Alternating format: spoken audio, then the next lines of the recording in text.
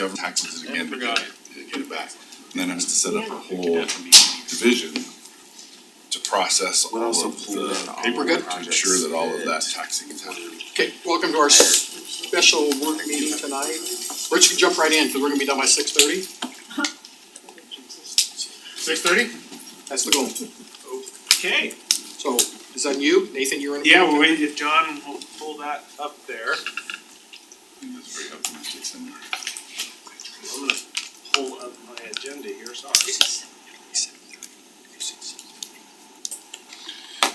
Is that how we're doing it now? Any of that actually was true, I'd be saying 5. We're knocking on wood. 527. 501.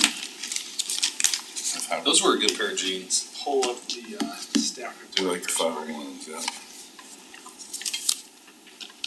Make sure I I'm fine with don't allowing steal it to too go much long. of Kyle's thunder.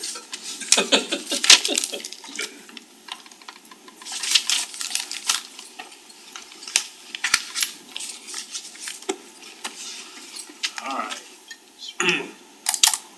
Just making sure we. This is our only important job, budget. This is what they pay us for, right?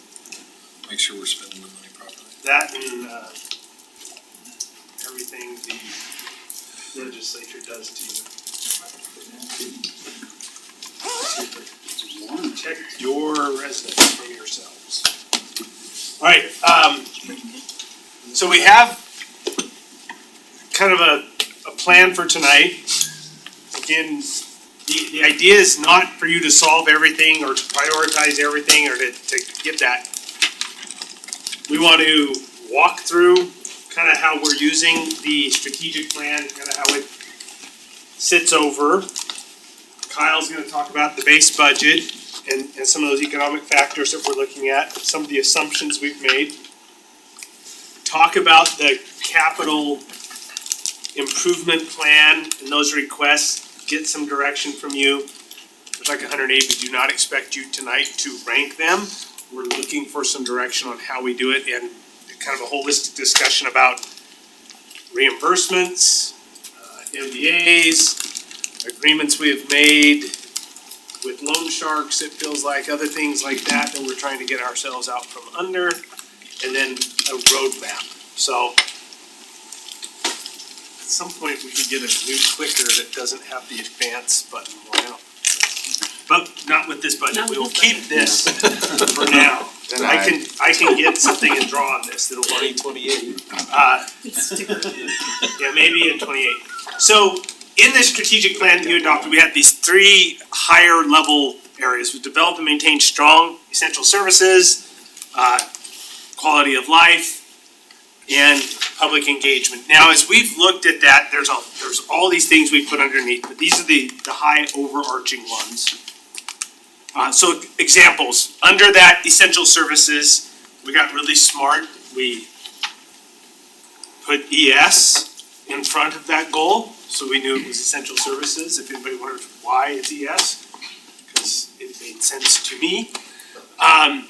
So these were just 2 that I pulled out. It says we're gonna establish appropriate levels of service by function. You've been through that with the police department, right? We went through, so this was that goal we went through. On there specifically identified, right, how are we gonna figure out what's the appropriate level of service? How are we going to start tracking and analyzing that? So other departments are also doing this. Chief volunteered to be first, mostly because he had a lot of data and a structure, so we're working through this with everybody. Quality, public safety, again, that one. I will say this is not the police's goal. This is not the police department goal. It's everybody's function. How do we help people feel safe? And you'll hear sometimes say, well, why does it feel safe? You can have the best crime statistics in the world, but if you're the victim of a crime, it doesn't matter. So it's really, how do we help people feel safe? If they don't feel safe, it doesn't really matter what the crime statistics are. So underneath that, we have a tactical plan. Goals are broken down into, those goals are broken into smaller items. This is where we spend a lot of it. So super hard eye chart here to read, but we take those tasks, we start to break them down. there's different measurements and how we're doing that, and we track this, it's on a spreadsheet, much easier for us to see. But then we kind of look, okay, which strategies it related to as we're putting them there. So this is what we're doing in the background. And the goal is to guide the decision-making of the city at the staff level, so we know, okay, this is what council has identified, this is how we're putting this together. So that, when you're doing your budget, I think what Councilor Warren said, the most important thing you do is certainly the probably most consequential thing you do consistently is your budget, because that your priorities, we can say a priority here, if we don't budget for them, they're not a priority. Your budget really sets your priorities. As we look at this, we're trying to identify, okay, if we're doing these investments, if we do this investment, does it further more than one area? Right? Are there ways for us to leverage as we're doing it? We're also looking, is this the most cost-effective approach? Is it timely or feasible? So there are programs and goals and things that come up. They would be wonderful. Maybe they're not feasible, maybe they're not timely. Maybe there are other things we need to do first, we have to do. So these are some of the things that at least I look at when I'm seeing requests or how we're spending money, how we're doing things. How does it fit this framework?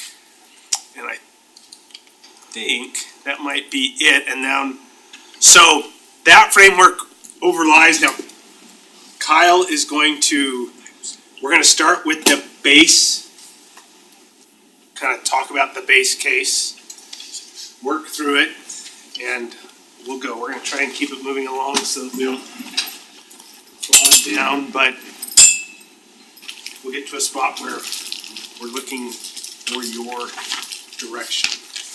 Okay, thank you. I thought, 'cause most of you know I'm the one that brings the bad news.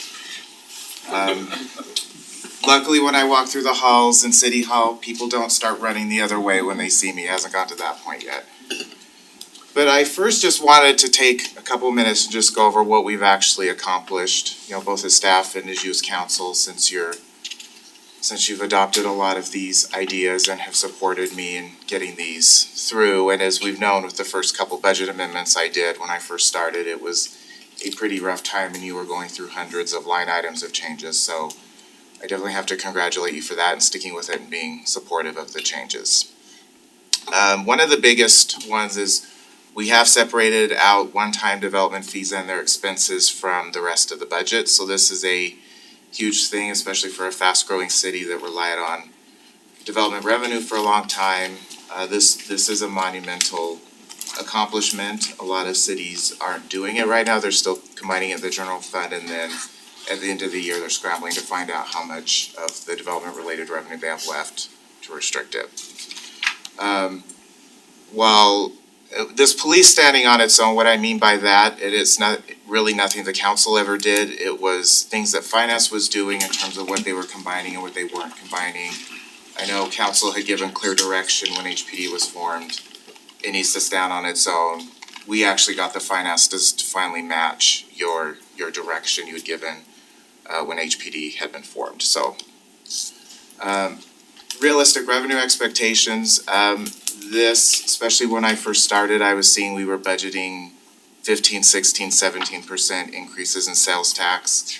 And during the first part of the pandemic, that certainly was true when people were switching from experiences to goods when they were, I'll use the term, trapped in their homes. Now we're seeing people going back to experiences. We're also not seeing the huge population increases that were fueling also some of that increase. So we've made that accomplishment. We're still working on long-term forecast models, but I think we've made some great strides in getting models built. Some of them we're just getting them to float the first time. Others are much more refined, so I think that's a big thing. An actual CIP, capital improvement plan that is stretched out more than the current budget cycle. And starting to think long-term, the CIP and the long-term mindset is definitely a thing, especially on that. This is more on a staff level, because I know now when we meet and we're discussing these type of things, we're now saying, okay, what's the long-term impact of X, Y, or Z? So we're thinking of that a lot more. So, which is great as the city matures. So it's not all bad. We've actually accomplished a lot in a fairly short period of time. With that being said, a lot of this first part we have gone over, but I just wanted to give some updates and then also what the budget is looking like for 25 and 26 with these assumptions. So the first, the headlines lately have been mixed, which is challenging. This has really been since COVID. Trying to forecast anything has been a challenge because you'll see a lot of great information, at the same time you'll see a lot of negative information. So you'll see consumer sentiment is up, but at the same time housing affordability is down, inflation's cooling, but large economies such as Japan are going into recession. Down at the bottom, that was pulled from the Kim C. Gardner Institute. You can see Utah's overall demographics are still, top in the nation, very highly rated. So this is the outlook we're looking at when we're going to do forecasting, which has been a challenge for us. This is actually different than the slide that is in the packet. We got our February sales tax information today, and the roller coaster continues. So we had seen quite lethargic growth at the first of the year. We had a drop in October, had no idea why, tax commission couldn't tell us why. Rose back in November. We had a huge jump in January, which then correspondingly fell in February, which we were expecting a fall. A lot of that is due to, so they keep the return window open until they close it and give us our remittance. It was open for a longer period of time than a normal 30 or 31 day window. So we were expecting that. So overall, we're up about 1.7%. I still feel good, and this is the same estimate I brought last month, a 3% sales tax increase for both years. Based on the data, but as you can see, it's definitely a roller coaster. With that, property tax is actually a little more of a challenge to estimate. We don't get our numbers from the county assessor, and then the state doesn't have those certified until June. So we really are going blind into an estimate, other than, of course, we will look at our own internal data in terms of building valuation assessments. But I have spent at previous jobs, I've spent months and months delving into assessment valuation data from the building department. I think I have a number, and then county comes in and it would be half of my number, or it'd be double my number. So, and that's all due to, we might have different valuations than what the county assessor is using, and then also usually the valuation takes 2 years for the full amount with a new build. Like a new home, usually we get a partial valuation that first year, and then that second year is when you see the full amount. So it also depends on when the county assessor is prorating that, so. So right now, with that being said, as you can see, we've been hovering in the sixes. 22 and 23 were a little above 7%. For 25 and 26, just because of the drop in valuation that we've seen, a drop in building permits. As I put here, and this building permit is overall revenue, not necessarily assessed valuation, has dropped 34% between fiscal years 22 and 23. I put in a 3% as a hopefully conservative estimate, and I'm hoping it will come in higher than that, but that's what I felt was a good starting point, even though we'd been seeing around 6. But as you can see, the number has been decreasing, which is, as the city grows, the same amount is going to be a less percentage as that base actually gets bigger, so. And overall, housing starts and completions, I think before the recession, we were up around, our highest, I think, was close to 2,000 units in 1 year. And then you come down in 21, we were at 858, 22, 695, last year, 636. So we're decreasing and we're not seeing huge starts at the moment. The building department's taking so long. It is, it's obviously our fault as a city, and I'm Sorry. not sure what we've done to tell the builders not to build here. I can't help it. But, we're not seeing that just because of that economic, so I think these are both on the sales tax population and this, you're not seeing as many housing, and so if we keep doing 600 or 700 a year, it becomes a much smaller percentage as it goes as that number, because we're sitting around 19,000. It's 18,000, so. Just to plug Kyle, I think 3%'s right, but this is actually a really small number for most people. We had a complaint today and said, what do I get for all my taxes I send the city? They send $72 a year to us based on their house valuation. Now, they pay a lot in taxes, but most of that goes to the school district and other entities. A box of paper. That's what we get. One snowplow One snowplow for one day. for one day for half an hour. Is that Just the gas for, one pass? One One pass, sorry. One pass, One yeah, that's probably. Where the assessment really is important, and is a factor, especially as we move through the process, is with the safety enforcement area, since that is solely funding police. They have some other miscellaneous revenue. I don't wanna make it sound like they aren't receiving other revenue, but the majority is property tax. Where, the difference between a 3 or a 4% could mean needing to do a property tax increase or not funding something versus. So I have left it at 3%, but that is something to keep in mind, is that number, depending on where it actually arrives at, could have some major impacts on well, what it's you decide to do. 3% plus the 12%, right? Right, so yeah, that does not include the tax increase, since you as a council had specified certain things for that tax increase. Of course, you have the discretion as we move through this process, if you, say for example, want to use the fleet reserve money for something else, of course, you have the power to do that. Just for the starting numbers, since I know you had wanted that to be used for certain things, I took those out of the. So we stripped it out to show you this is just what growth is doing, not that tax increase. And I think it's the right way to do it. The major thing with the fire service area is they are going to start participating in the CDA project areas next year. So there is a drop in the growth due to that. I won't have final exact numbers until the following March when I get the final reports. These are based off of estimates from the 10-year models I've done for all the RDA project areas.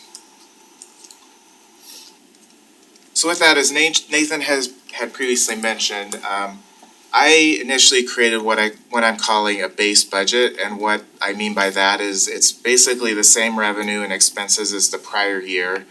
So it doesn't include any personnel changes, so it doesn't include any possible insurance increases, any cost of living merit adjustments, any career ladders. It's just strictly, if we were just to keep doing what we're doing, the same budget, what we would be at. And as you can see, with that being said, that would leave, this is the general fund, so that would leave about 2 million left over after you take your revenues and those base expenses off. I also did the same thing for 26, it's not on this sheet. It's a little more unrealistic because I was making the assumption anything that had been requested in 25 would carry over till 26, and the city manager and you as a council haven't made any decisions if you're going to approve any new requests. So it's difficult to put that number in place. Essentially it'd be 25 plus any new projected revenue. So that's why it's not in there. And page 31 in your packet has some more detail on those base budgets.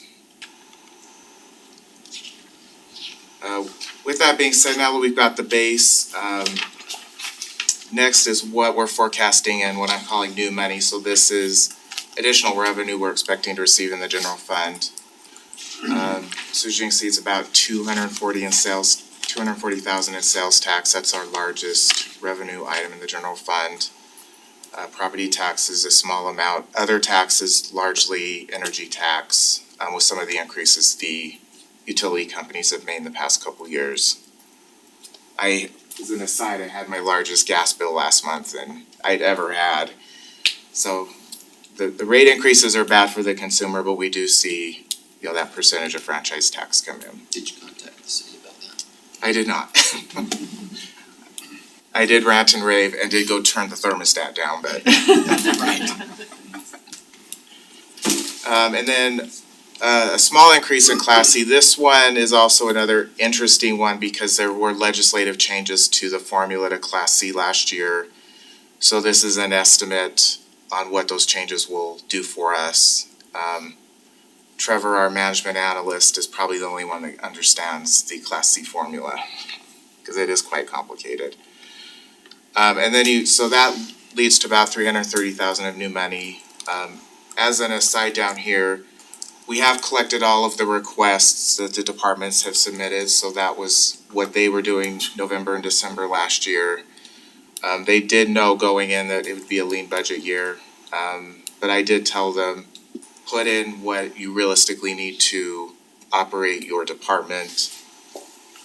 With that being said, there was about 2.4 million in requests, so naturally, they're all not going to get funded, and we will, as this process moves along, we'll go through what those requests are, even though most likely we won't be able to fulfill Yeah, them. ultimately, you're gonna see it, when we bring this, you're gonna see department request, city manager, finance recommended budget, and then the last column is council adopted, cause you can still tweak.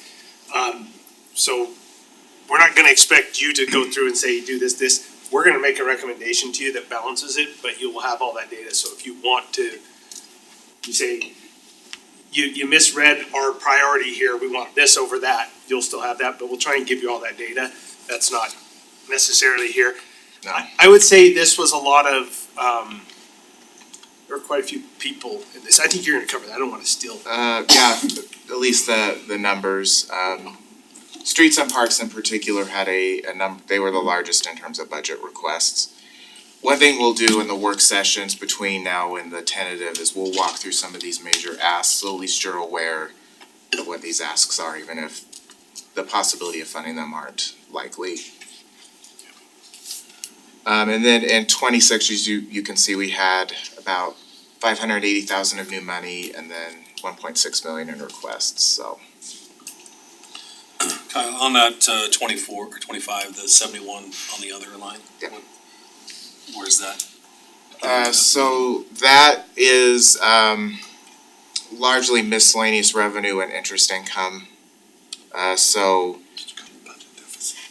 the goal is to have less reliance on interest income, and then also our fund balance in the general fund fell a little bit. And then I do expect interest rates to go down, although, it's a question mark of how much and how fast, as we've seen.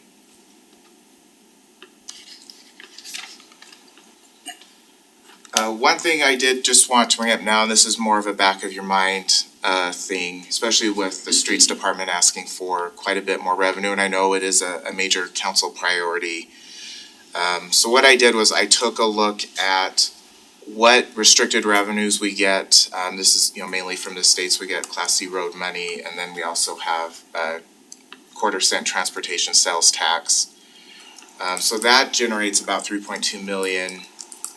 And then I listed the expenditures of the departments that qualify for use of those funds in statute.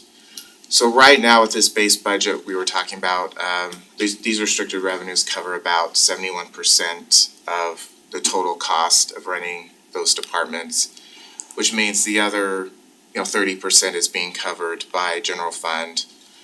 With the request in 25, as you can see, that number drops to 59%. One thing on the transportation sales taxes, I did have to adjust that revenue. It was budgeted a little high. And this also mirrors how the regular sales tax looks, since they all flow through the same formula, so that's why there's that little drop there.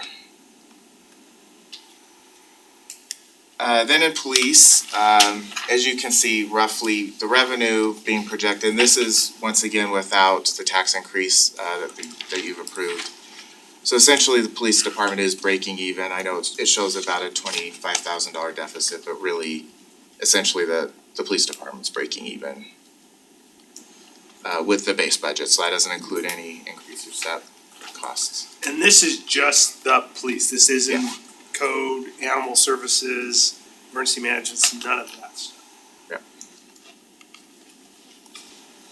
I did want to bring this up, even though it's not necessarily, I think in terms of other budget priorities, we won't be spending too much time on the Development Services Fund, but I did want to mention, number one, this administrative fee of almost $2 million. So that is what that fund is being charged for the use of employees that are being paid by the general fund. For example, our planning director, part of his time is being charged to development services. We have an engineer that, since he spends his entire time working through the development process, his entire time's being charged in there. Part of my time's being charged in there, city manager and so forth. So we are attempting to capture all those costs that are being paid for by development fees. As of now, we do have a fee study in progress. So once that is completed, the revenue side of this might change, and that'll come back to you for approval. Tonight, we won't talk much about the water fund because starting with the next council meeting, we're going to start talking about the rate study. And there's a lot of whatever decisions are made out of that's going to affect the budget and what capital is funded. But I did want to show why the increase is needed. So this is just looking at revenue less, and these are just their operating expenses and then their debt service obligations. So as you can see, it's actually negative right now without the rate increase. So this really is just as a more of an FYI of why the increase is needed, which I know you know, but sometimes it's a good reminder going into next week. Can I ask just a general question here? Cause obviously this doesn't cover everything, but how many of our departments or funds would you say, probably funds is a better word to use. This doesn't indicate that any of the requests would be covered by the revenue that is produced for that. They're all these projecting deficits here in funding. Are there any that are proposing surplus, meaning, hey, we're gonna have way more money than we need to spend in this division? No. I didn't think so. The CDA funds would probably be the only ones I would consider in that category. However, they have very strict agreements that are all tied to revenue being generated. So if the revenue's not generated, we don't pay. It's all contingent. Yeah, they're all contingent funds. Fire, Yeah, and those doesn't help us very much anyway. and I will say the fire service area, I wouldn't consider it generating a profit because of the capital needs that are coming down the line, but at the same time, it's not running a deficit.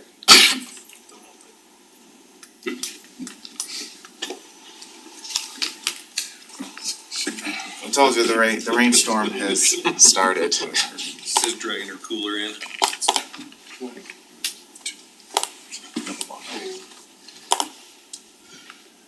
Next, I wanted to go over high-level personnel, staffing and assumptions and some numbers that were used for the future, for projections. However, none of these are set in stone and none of these are formal staff recommendations or city manager recommendations. So HR every year goes through and looks at any positions that might be out of market. So they've identified 6 employees, and then they also identified that the city council and mayor are out of market relative to other cities. And just as a reminder, last year, it was 78 employees we did a market adjustment for. So definitely this year is much less. A lot of last year was the public works staff. Which, when HR went through that this year, it seemed like they were more within market compared with last year. Just wouldn't that be 4 city council and 1 mayor? You are correct. First mistake somebody's Make sure found. we didn't have a It'll be change in only- government No. format. I think because there were 5 of you, anyway, Yeah. that is a Is that only typo. only the 5 of the council are the ones that are out of market? It's the And full council. And mayor. It's all five of you. Also, okay. Yeah, the council and the mayor. Do we get that incentive if we speak Spanish? I was gonna say, Are you willing to come and translate for us? Anytime you want, it may Yeah, not be you have proper. to, you do have to take a test if we do it. 50 cents an hour if you want. If we That's do about what we it, get paid, right? it's a test. Double my salary right there. So we did look at, I know if you do the, CPI over a longer 10 years, I didn't do CPIU, I did CPI, well, I did do CPIU, but not the unchained, there's a couple different CPIs, but that one, I think it's like 3.1 if we go over 10 years, did it quick. We were talking about it back. Okay. This was just what I had prepared last year. As an average, and I know UFA also looks at the URS increases, which I did not do. With that being said, so what I put in the models was 3.4%, which is December 2023 CPIU. With some of the uncertainty of the economy, the city manager had frozen some positions, so what this means is as they became vacant, with every vacancy, we do look at if that position is critically needed and they do need to justify to the city manager before we post it. So there are 6 positions that are currently frozen, so 4 of those are in the general fund and then 2 are in water. So that currently is about 600,000 of personnel cost. So they are still included in the budget, but right now we're not hiring those out. And What is that frozen? I'm not sure I understand that. so that means we're still counting as an FTE, but we haven't filled the position, we're not authorizing to fill it. They were budgeted, but we don't have anybody in there, so we're trying to capture some of that salary savings for those deficits that you saw there. Part of that, you're analyzing whether or not you really need to fill them, right? They're critical positions or not. Well, and some of them it's, do we need to fill them right now? So we have, like our facilities manager's position is open, we've held that open. At some point, we will need that position, it's just, can we survive right now while we try and get our arms around some of these challenges? Cause one of the big things that's happened in the city is we took all those one-time building fees and we moved them out. So instead of slowly weaning off, like we were talking about, we just went cold turkey. And that's part of what we're also seeing here is this chance. The economy's slowing at the same time we chose to do that. I think it's the right thing to do. Sure. It's a little painful It's, for them. it's amazing how little there is to grow on when you're not using those one-time fees. But it's the right. Yeah. Yeah, long term for sure. It would just be a double whammy, right? And most of these kind of things, the one thing I would preach is you look at one of these budgets, we're doing it biennial. Is if you exercise discipline where it's no different than a personal budget, if you exercise discipline for a few years, things start to get better and you can start to accomplish some of the things you need to do. So that's, this is part of that austere where we talk about, okay, how do we get our arms back around what's gone on and Kyle we have some real fun ones coming up too that we'll talk about, how we get our arms around I some don't of these. think you understand what that word means. Like a root canal. And there are some positions, so I don't wanna make it sound like we froze every position, like we had a streets position come up, snow season was coming up, of course. City manager's like, we need to get that filled.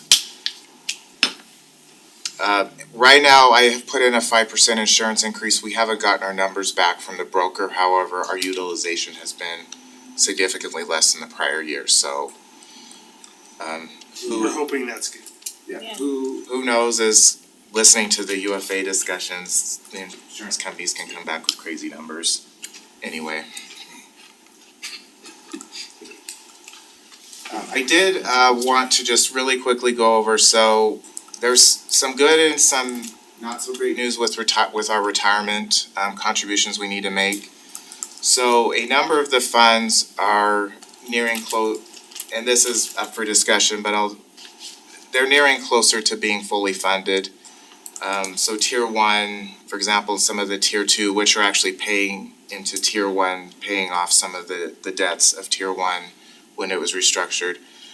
So those systems are going down 1%, due to the large number of public safety salary increases in the past few years. As you can see, tier two is going up quite a bit in the hybrid system. So that's the one where they get both a 401k and then also a pension, but not as rich as a tier one pension. So as you can see, they're not huge numbers in the grand scheme of things, but just for you to be aware how retirement's sitting. And this is a lot of numbers, but this is just a summary of personnel costs that have been broken out for each of the funds. So the main ones I like to point out is, so the insurance and then the COLA, the COLA in particular can be adjusted, but those are ones we either give it to everybody or don't give it. And the insurance, we have some control over, but some of these other ones, like new positions in general fund, there was about 500,000 of new requests.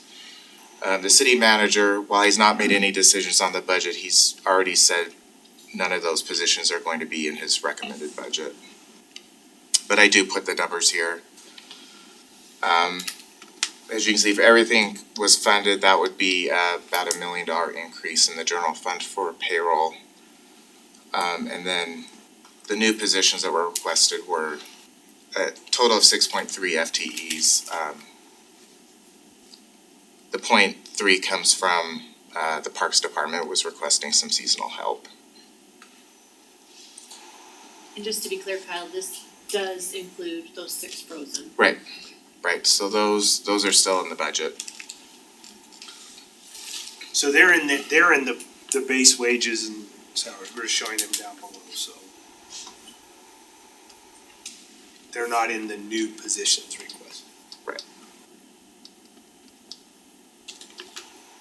We should say, at some point, we are going to be pressed in parks, we're going to need additional people. But I did have Trevor do an analysis on where we fit with our other cities based on number of park acres per park employee, all these different statistics to see, well, where to, and we're not far off of where they're at. Frankly, we might have fewer acres than some per employee, so trying to understand, well, what are these other cities doing? Because a park like the one out here is significantly different than a little neighborhood park that has a swing and a picnic table and how you maintain it. So we have to understand that a little bit in some of these cities, but we are trying to understand, well, how are we talk about our comparables, well, how do we compare? Look at their salaries, but how do we compare? Are we really flush with people? Are we really thin? How are we doing that? So we are doing some of that analysis as well. And then in the packet I did include, so this year I required anyone that was requesting a new position to fill out a justification form. So those are included, that's probably the majority of the packet. So that includes why the department's requesting the position, and includes all the costs, not just personnel, but any one-time costs if they need a radio or phone or anything like that are included in there too, so. Surprisingly, nobody needed a vehicle. Now, so this is the bulk of tonight's discussion, is the CIP. First, and I alluded to this at our last council meeting, but we discussed internally as a staff the best way to handle CIP requests and keep them managed, and then also have a way of making recommendations to you as a city council that seems more objective and numbers-based. So what we've created internally is a CIP committee, so that is formed with a member from each department. A department could elect not to have somebody sit on the committee, but I believe we've got most departments covered.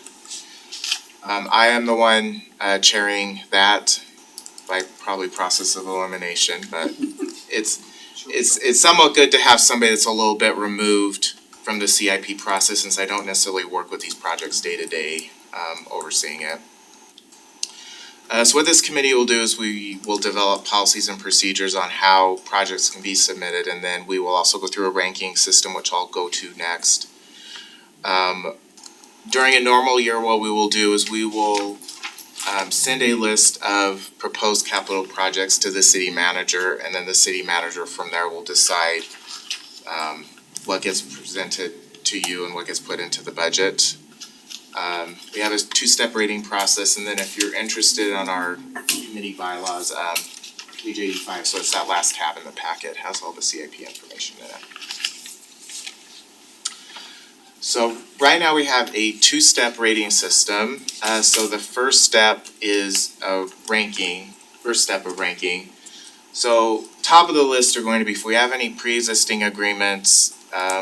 Right now, these are also including any MDA obligations. We might not necessarily have the reimbursement agreement executed, but if we have an MDA saying the city is going to do X, Y, and Z, we will include that in that pre-existing agreement. That category doesn't end up going to the second ranking, it just gets shot over as a high priority project. From there, we have ranking, and then in the committee bylaws that are in the packet, it goes into what's an essential, desirable, acceptable, deferrable. It is interesting, most of our projects fall in that essential category, and some in desirable. We have very few that are falling into those last two categories. So once we do the first ranking, the next step is what the committee does, is it goes through, and based off of these 5 criteria, they will rank the projects, and our system ranks at 1 to 3. These are very similar to what had been presented to you before. We ended up taking out it's basically the pre-existing agreement had a section in this ranking, so we took it out because those are already getting shot off and not ranked. We did keep the community enhancements, so we do consider that as a criteria when ranking projects. And with that, now this is the part where I need you guys to stay with me because these numbers start getting staggering. So just to give you a real high-level overview of what's in the CIP. So right now we have 181 projects in the system. So that includes any current project in fiscal year 2024 all the way out to 10 years. We also have what we call a future category. These are projects that we don't necessarily know what year they're going to fall in, and usually I don't want to use the term pie in the sky, but they're ones that are very large amounts. We know they're going to happen at some point, but it's probably not going to be in the next 10 years. We do try to capture those in the CIP plan. So in fiscal year 2025, we had 53 million of requests in there. Of those, about 30 million of those are agreements that are coming due, and we're gonna get to that a little bit more in a minute. And then as you can see in 26, it was 37 million, and then about 7.5 million of that are these pre-existing agreements.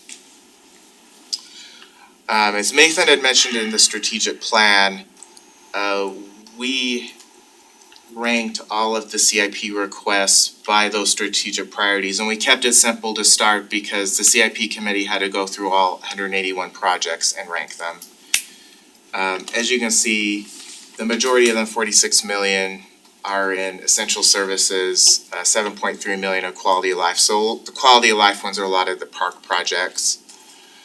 And then as you can see, the public engagement and interaction is 30,000. That's a small amount. That's a community center remodel. Design. Yeah, designed for that. And then right now we don't have vehicles in the CIP. We've got cost information, but it was too late to put it in the presentation. And then I did put in the packet some lists by funding source. Those start on 91. I did also send you today a PDF of the whole CIP plan, so that, if you're wondering what exactly a project means, because at least when I started, I saw 118 South Phase 3, I had no idea what that was. And even now, usually an engineer has to remind me what that is, so. So one of the real challenges we're going to face here is pushing some of these out. They're gonna have to take longer to get there.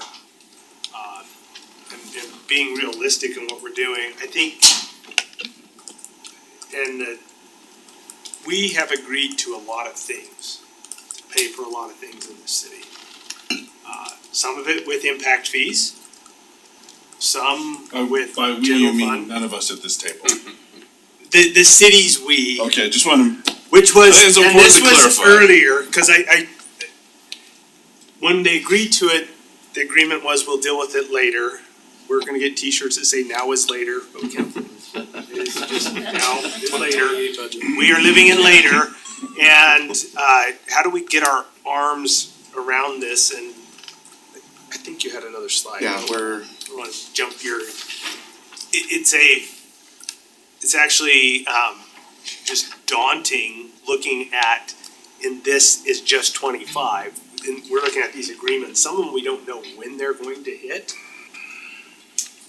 We don't have reimbursement agreements with them yet, or, Creek Ridge is a prime example, we've agreed to do a whole lot of things out there that haven't triggered yet. So engineering's, I think, done a pretty good job trying to come up with a ballpark estimate of what they think those will be, to give us an order of Cost-wise magnitude. and timeline? Mostly cost-wise right now, it's like, we think it's gonna be about this, and then you're, just so we can start to wrap around, well, what did we agree to? It's, yeah. We're. so it's just next, frustrating. not this slide, but next one, we'll talk about some possible solutions. But I did wanna first go over what is available in the CIP for 2025. So right now, and this is, the general CIP is just our normal capital projects fund. So we have about 1.9 million in fund balance. We still have about $1 million left in ARPA funding, so as you remember, you as a council had restricted some our ARPA funding for stormwater projects. We're not necessarily recommending at this time, it gets moved over to general CIP. I was just looking at places we might have some money to contribute to the CIP. This anticipated revenue, so that is what we would have left over in the general fund, so right now I didn't put anything in, cause that is largely due to what requests end up getting approved in the general fund. Right now, I think we're sitting at a couple $100,000 if everything got approved, which is not realistic, so right now I haven't put a number in there. With just the 25 requests, they're 10.8 million, so as you can see, we're significantly under, and then 4.6 million of reimbursements could potentially be in 25. I've sat down with engineering, we have gone through all the agreements and looked at timelines.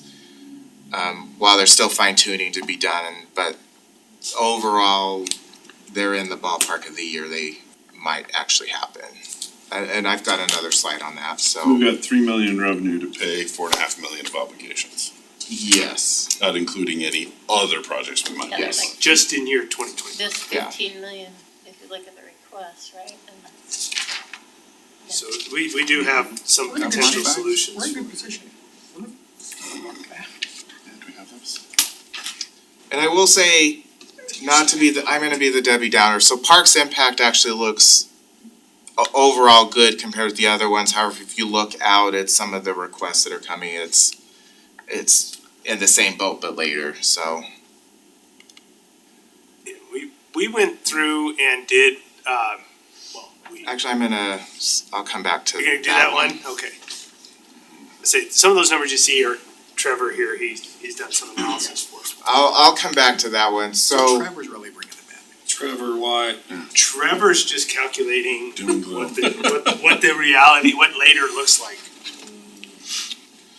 So as we sat around as staff, looking at these numbers, thinking of what possible solutions we could offer to you as a council to start the discussion. One idea that came up was possible bonding for some of these capital improvement projects that are coming up.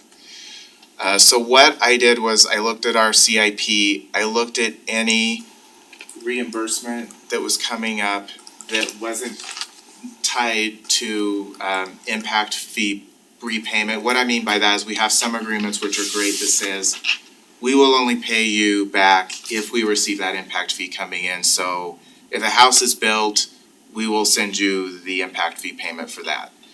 These ones are ones that don't have that stipulation. It's usually MDA agreements that say the city will build X, the city will build Y. So those are the ones that are listed here, not necessarily the ones that are getting paid back over time because we have that agreement in place that you won't get paid unless we receive impact fees for that project. As you can see, the majority of the projects are due to obligations in Creek Ridge and then also Hidden Oaks that are coming up. We have a road improvement, or a road that's going into Olympia, that this is our share of that isn't actually in Olympia. And then we have a couple of other projects that I included on here would be the 138 South project that is coming up.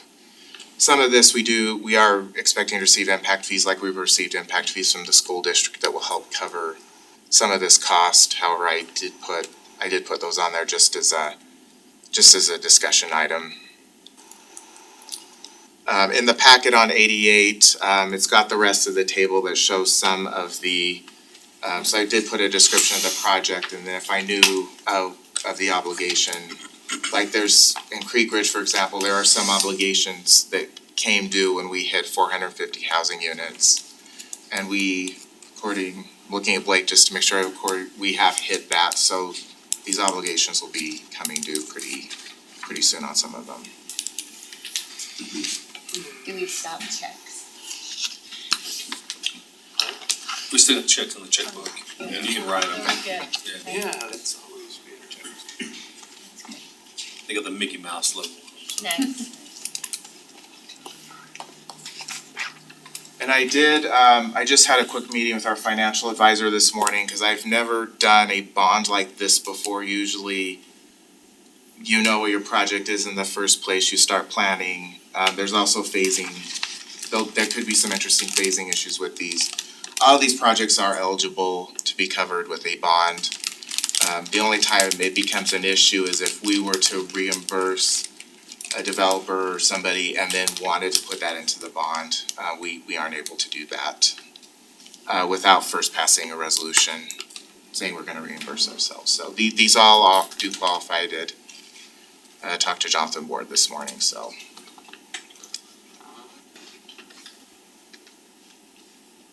And just a couple other things, I know this is a lot.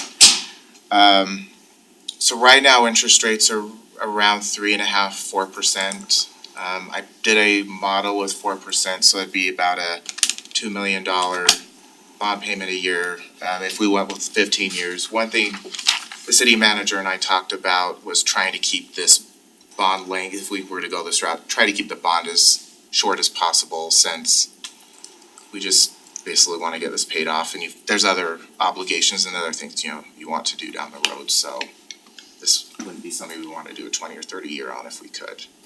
And what happens when we continue to enter into more agreements? Are there reimbursements?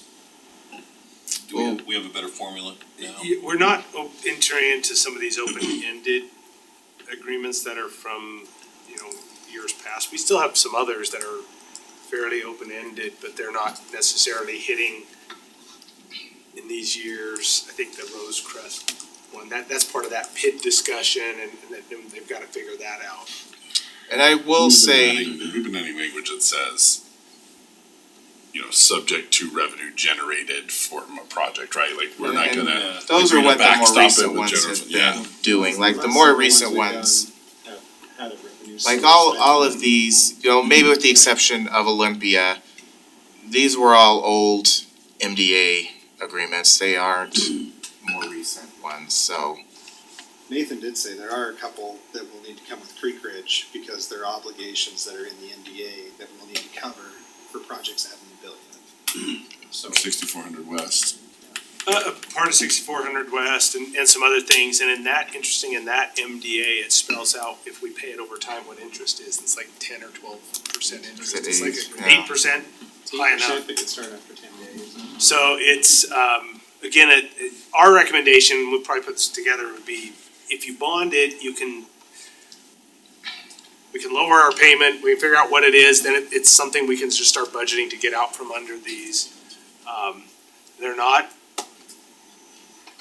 because otherwise, if we do that one, that's like a payday loan, interest is at least, Yeah. maybe something a little better than that. I'm worried on some of these, I told Kyle, if we don't start, I'm worried somebody's gonna find us in an alley and start beating us up. 'Cause we owe them money. So this list does require more refinement.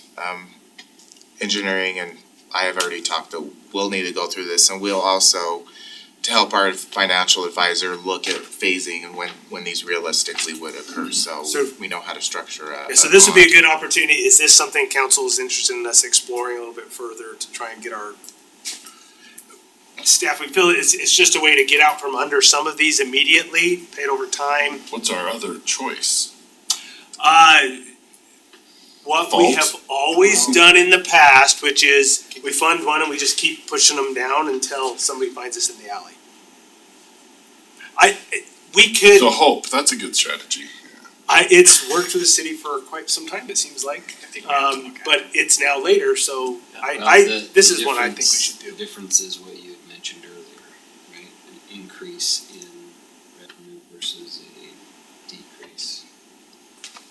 Yeah, this is probably scarcity for the first time, how do we deal with this and with this mounting ahead of us? And I think we have the 6400, that's a huge project we agreed to do with Creek Ridge. That's We'll gotta fund it. figure it out, yeah. We've also got some That's why I'm sitting interesting, here is those agreements that were made.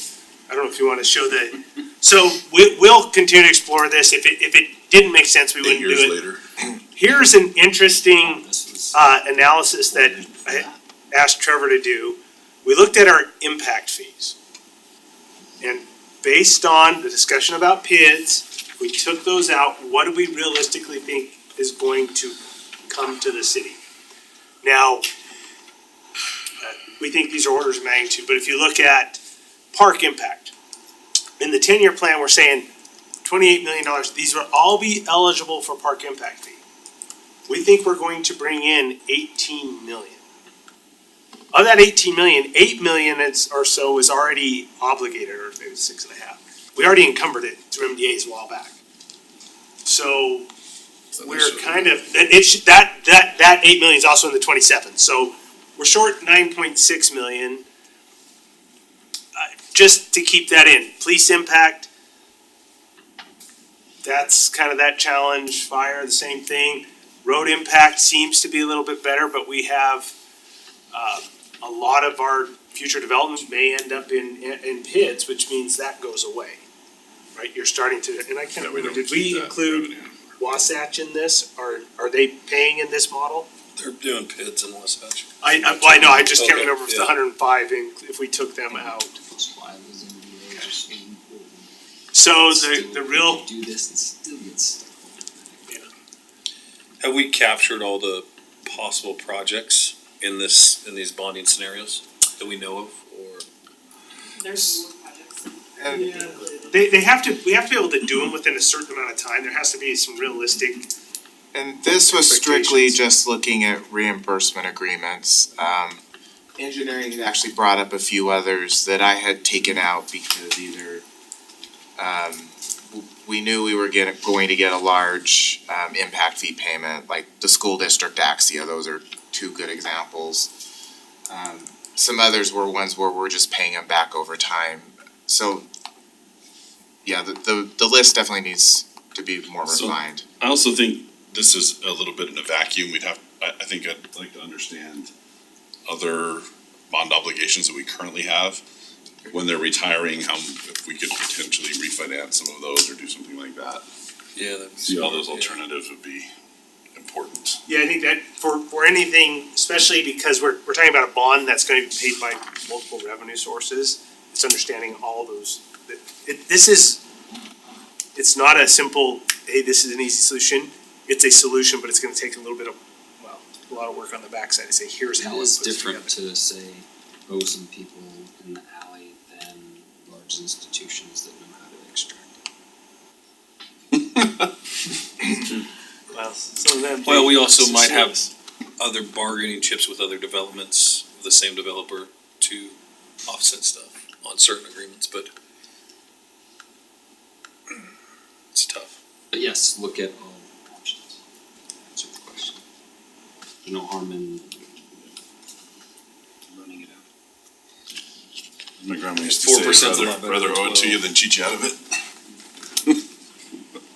I mean, we might get through it and go, geez, if we encumber ourselves $2 million payment a year, that doesn't leave a lot of wiggle room for other things, and maybe we do a bond for this much, or We almost, we need to know the options for sure. in the next few years of development, may be robust enough to get us ahead of this in Just 5 to feels 6 like we years. just need to make more money.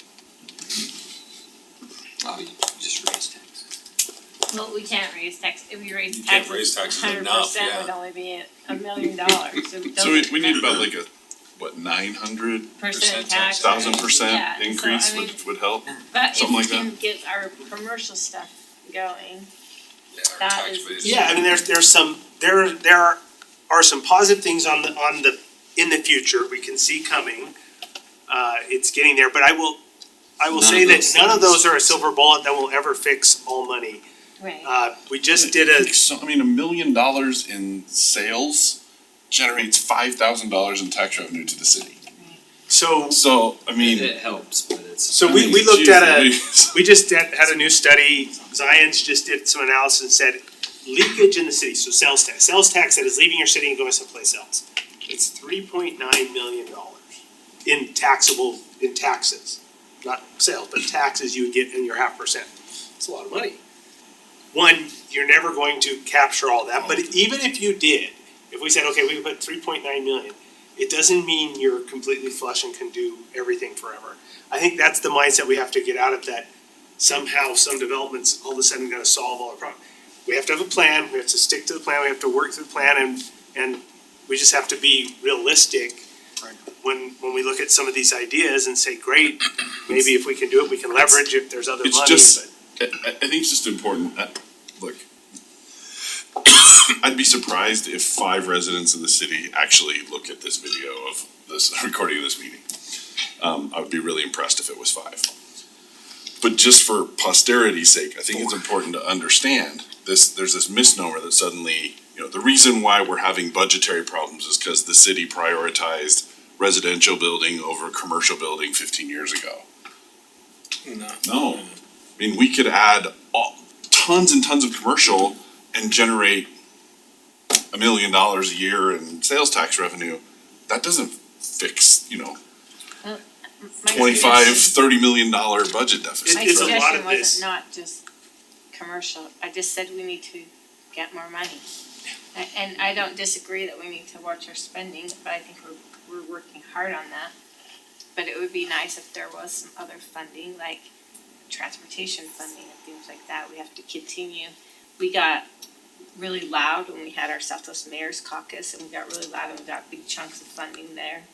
So and I know the state's not dealing with surplus, I understand all that, but just feels like we're never, this transportation stuff, I keep going, Gina Road, I mean, we have dirt roads in our city still. And we have 60,000 people live here, and we can't afford to pave a dirt road. And so we have to figure out how to access more transportation money. I'm not suggesting we're not trying, but how do we get there? How do we get some more? And I understand it's all coming out of taxpayer money, but can we access a few more pockets to get those pockets paying for some of our infrastructure? And I think one of the frustrations, and we heard this actually wasn't our city, it was another city, talking about they're building a road. This wasn't a road we asked for, wasn't on our plans, but our development partners went up to the legislature and they got money, so we're building this road.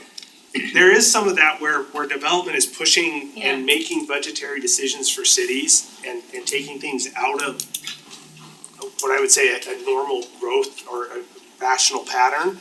And so that's a lot of what we're seeing here in these MDAs and reimbursement agreements is somebody else is going in the way that Utah has structured the law.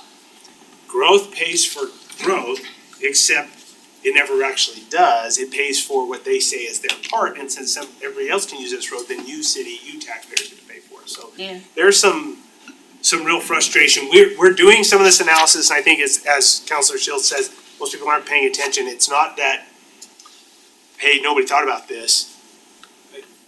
There are a lot of things, I think once we get on, you can get around. In cities, there's probably two, I'm not gonna, this is a quote,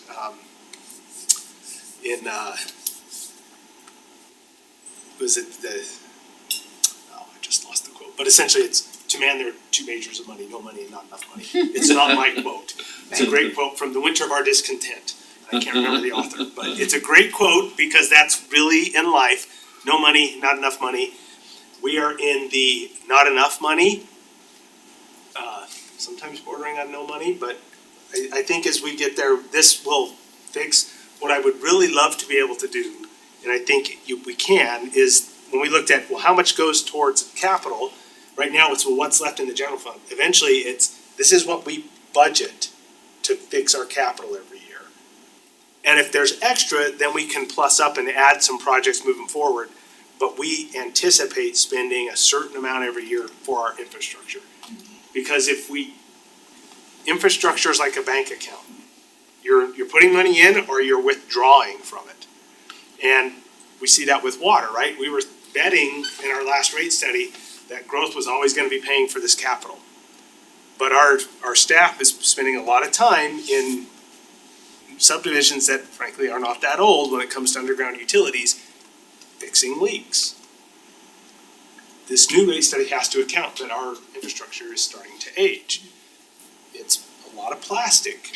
There's not a whole lot of history on how long this stuff is going to last. If it was a lead pipe, it would last for hundreds of years, but you can't use it. Kill us. It would kill us all, so that's not a. Life full of little trade-offs. I don't know, there's still, there's lots of centurions, there's still But if a lot. you know, the copper pipes and some of those, they last a little bit longer, galvanized pipe doesn't last for anything. This plastic pipe should last, but those are the kinds of things that we as a new city are starting to move out of our, well, we're officially adults, right? We're 25 this year. So the Yeah. knees are starting to go bad, cause we Got one more year on the insurance. one more year on the insurance and then we're truly adulting. So I don't. One quick point to follow up on what Sherry said and kind of what I was alluding to is that I don't wanna be too quick to bond and encumber ourselves when we could potentially do other things. Yeah, and to piggyback on that too, I made a note earlier is that if you look at the, Totally understand weighing, and support it. we do in our CIP, stratifying of projects, right? We put outside funding as only 15% weight. And it seems to me if we're getting outside funding for something, that should weigh heavier in which projects. The outside funding automatically kicks it up to a 4. So it starts out as a 4, then goes through the ranking.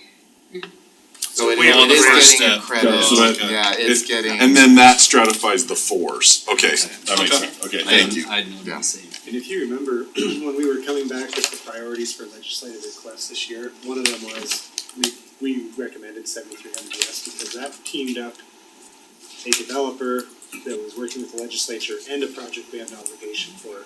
So we're trying to do that, 6400 West, we actually applied for STIP funding. The hard thing with that funding is, when you get approved for it, it's 5 years out, and every time we've gotten it, the developers built the road before we got to the 5 years, and we've had to keep pushing it back, so the legislative funding is the best funding for us because it's fast enough that we can use it. So, anyway, that's what we're trying to do is marry up, for the roads at least, marry up the obligations with our requests. Well, maybe we can step fund Gina around, cause it seems to always be 5 years out. Nobody's coming in and doing it. To connect to another city. Sorry not to interrupt, but I'm just gonna ask one other question here real quick is, when the very things you said in a sentence early on was it was nothing that council ever did. But here's some things that were going on, i.e. police funding, i.e. some other things. And so I just wanted to ask kind of, and I think it's hard to necessarily quantify because it's just such a big budget, right? There's so many things.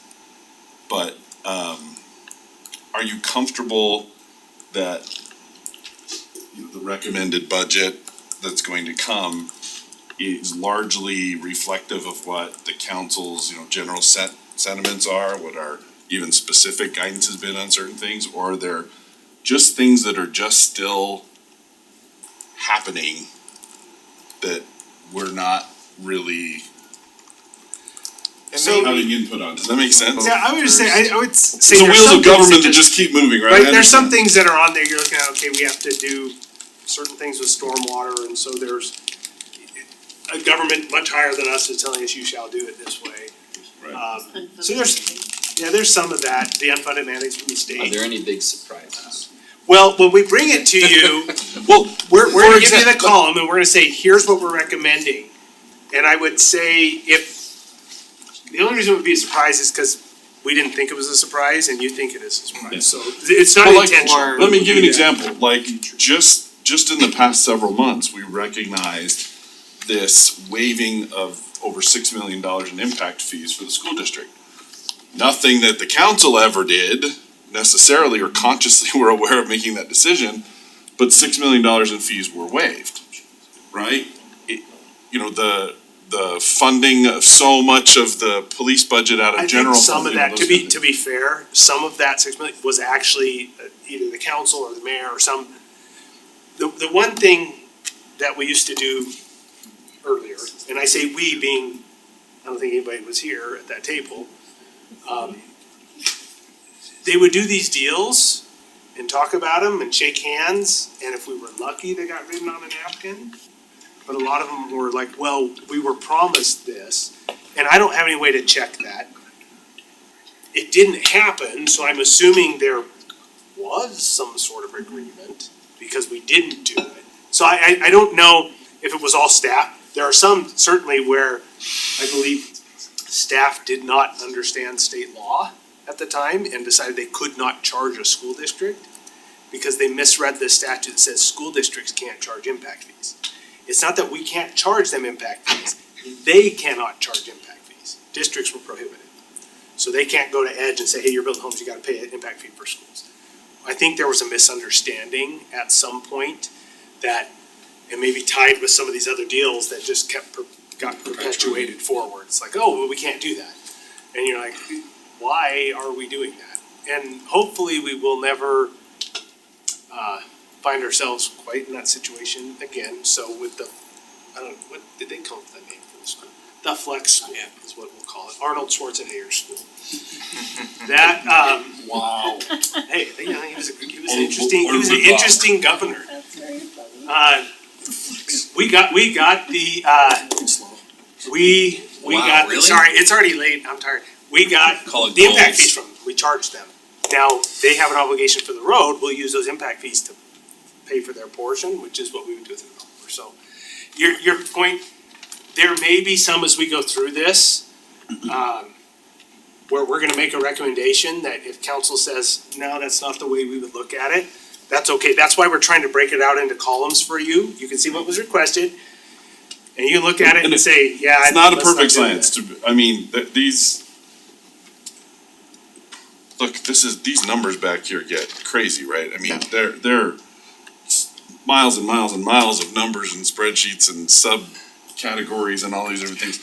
It's really tough to expect, non-CPA professionals going through and verifying all of this, right?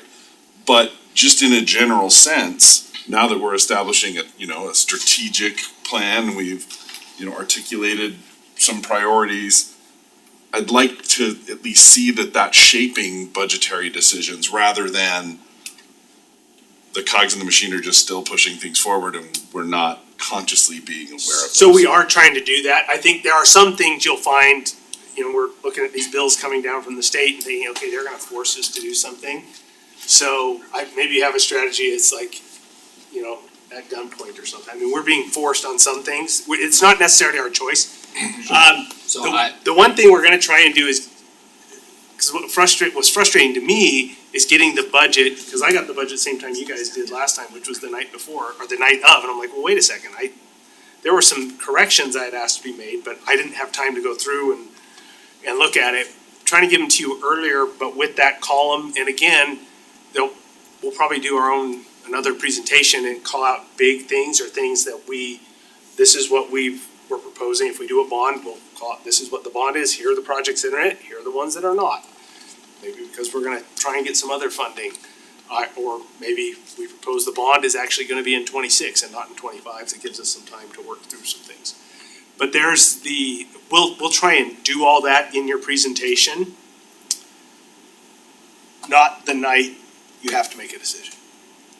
That's my commitment is we're gonna do that at a minimum at least 2 weeks before, that you'll see it, and then you can come back in.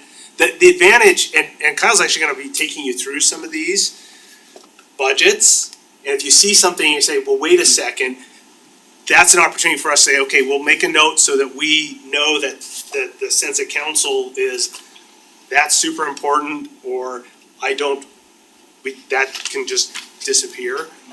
That way we can incorporate that into those recommended budgets, so. Look, 2 weeks is 28 times longer than we've had in the past, so that's remarkable.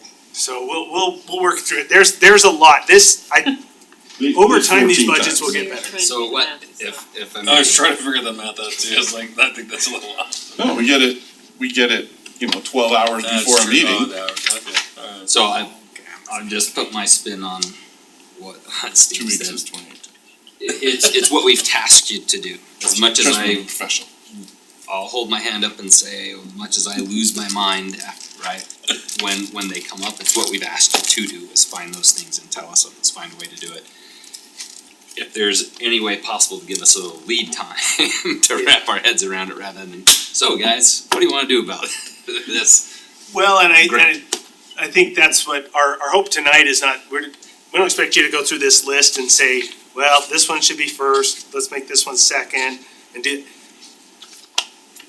One, we want you to have the data so you understand when we talk about the CIP, you get a sense, this is the personnel request form, turn to the wrong page. But you can see, so these are some things that Kyle brought in that are great, because we have not had that here at the city and used in other places. If you're making a change, I wanna know what that is. Explain your thought process behind it, cause it may not happen, but at least now there's a record created that says, here's what we're looking at, and here's why, because if there is, say maybe you can only fund 2 of them, you can go through and weigh them and with all the other categories and say, okay, well, it looks like this one's a little bit more fleshed out, they really know what this person's going to do. This one, there's some more work, so you move it around, so. Yeah, but even still, if we have to make decisions under duress, we have to make decisions under duress. The idea being that hopefully we're establishing a path forward so that future councils will have a lot more freedom to make decisions down the road. So that Then I feel be- like I instead of being continually bound bashing my into- head against yeah. the wall. Yeah, and decisions under duress, the important thing about making a decision under duress, in my opinion, is that we get the full factual information. We don't just get the part that you would like us to see, so we make the decision that the staff would like us to make, but we get all the information, because that has not always I happened. was thinking, this could have been a really short presentation if we just showed you the pleasant parts. Exactly. Well, we got the coloring down, we're good. The positive part would be, we're only $24,000 upside down in this There you one. go, let's not talk about the others. That's so good. Those are valid points. Again, the reality is there's probably never a time where you're gonna go, well, we just have so much extra money we can spend. Because you're always gonna have these capital needs that are sitting out there that if you do have, hey, we've gotten a windfall or there's more money, we wanna put it towards these priorities that are more one time. That's just a reality of cities that are 100+ years old, right? If they're dealing with old stuff, but you just have a process. We're just still a fairly young city that's grown really quickly. We're likely still going to grow quickly for a while. I mean, I think 25 years, we're probably heading to build out at that point, which, and mature cities have different challenges. And I'll be honest, I've always worked in mature cities, so this has been really interesting to watch, to be going, okay, some of the things that happened 70 years ago in that city is what we're doing now. We're getting our arms around, here's how we're going to. But I think that's part of the challenge, you know, I know that from a staff perspective, right, is we've been staffed up during a time of exceptional growth, a very young city growing really fast. Totally different kind of opportunities and financial realities there. We're transitioning now from that to a little bit of a more mature city. And it's kind of, our staff has never had to experience those kind of budgetary constraints before. So I understand it's creating discomfort for staff. I know that it's hard to not fill positions for 2 years or a third year maybe in some of these things. So I mean, I appreciate that, but it is a time of transition, right? And we're trying to get our arms around it, but you know, it's not easy. For me, what Nathan and I talk about some on a weekly basis is getting an actual plan implemented takes time, right? If we were just starting up, in fact, I had this conversation with one of the developers after that meeting the other night. I said, look, he was voicing frustration with how long it's taking this process and that process. Now, look, we're changing things as we're running the city. So we're asking these people to change the way we're doing business every day and continue doing business and change things for the long term. It's gonna take, on average, so just looking at like kind of business consult world, it on average takes 3 to 5 years to really implement this kind of system, right? And so it's incremental progress along the way. One thing I think, so at least for me, that's what I'm looking at is incremental progress. And that's We're gonna without avoid council that- change or. We're gonna avoid the head Yeah. bashing against the wall I did last year. I'll consider it a win. A big part of that for me is what you'd said earlier, that pointing out that you're trying to implement this system, right? Incremental progress, but then identifying some of these things and giving us, here's our suggestions, right? Rather than, here's what we've uncovered, here's the issues, what do you guys wanna do about it, right? That's kind of way this has been done before. So I appreciate that work that's being done and analyzing those things. It's kind of what I meant by one of my outbursts last year was, analyze that, bring us some solutions to look at and have that conversation.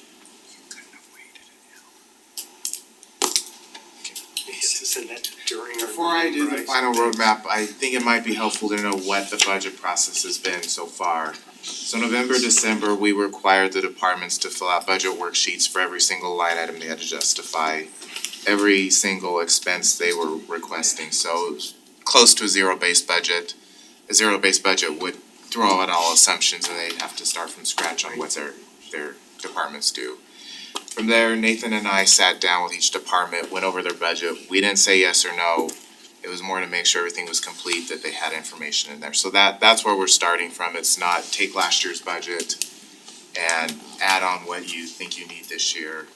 I use that term base budget, but that really is not how the budget was created this year, so. So that also eliminated a lot. There wasn't a lot of fluff, but there were some things we were seeing, like things might be duplicate budgeted in certain departments. We made sure to clean that up. It's not enough to save the world, but we are trying to be as efficient as possible with the budget. One of the things we had talked about in Green Fast was this concept of doing almost a zero-based budget analysis of a certain department with maybe every year, something like that. It's too hard to do it across the thing, but to just take each department, maybe just take one department for this year and sit down and let's go through each line item with that department to really understand what's going on. And look, and that's what, but I know what you're saying. No, the problem is that You have the to start five of somewhere. us have to make the votes. We're the ones that are wielding this power of government to spend this money, right? And I feel like it is massive in trying to get our arms around it. And I think that for 25 years in this city, things have just been happening almost by default, right? And I think it would be important for this council, for all councils, to spend time reviewing those things. We can't do the whole budget every year, it's too big. Right. But to break it down and say, we're gonna look at, this department this year, we'll do IT this year, and then next year we'll do accounting, or whatever, just. So I think there's some that we value. I think it's easy for councils to get down into the weeds and lose track of where they should stay and be thinking about their policy. If you're looking at, well, what kind of paper are you buying? And you're down into that, you're probably too low. We do that with them. So there was a question I asked everybody. You talk about things that just happen. What's the difference between a general supply and an office supply? About 40%. So I asked everybody a question. Because we use both in the city almost interchangeably. So we have now consolidated those. I think we chose office supplies. No, we chose general. Whatever, doesn't matter. They're the same. I asked everybody, which ones are they? And everybody, you would look through them and you would have paper in both. You would have Karen's stuff. supplies, and so we decided to start doing that, but There was a reason why I looked at it. I think when we look at this, the analysis in good operations, your staff should be doing that, which we're trying to do, and say, okay, well, what are you actually budgeting in there? And does it make sense? One of the challenges we've had, and we're fixing this, so this is not to throw PD or events out, but we would budget overtime and events. And it wasn't just the PD, but at the end of the year, we get down and we're out of overtime money and events. The end of the year, End of- we were out of the. So at some point in the project, they said, hey, By Easter so egg, so the direction, previous direction was, we'll just put it in your departments. So we put it in their departments. And you go look back at the history and say, well, we spend this much each year. So we perpetuate an under budget. Instead, what we have told them is, no, you spend it where you're spending it. Because it doesn't do me any good to not know what we actually spend there. So that's actually gonna take some time to get good data all the way through. Because if the manager is managing to their line item instead of to their bottom line, they'll move money around, and then it's just almost impossible for, I'll go through a budget and sometimes it's like, why'd you do that?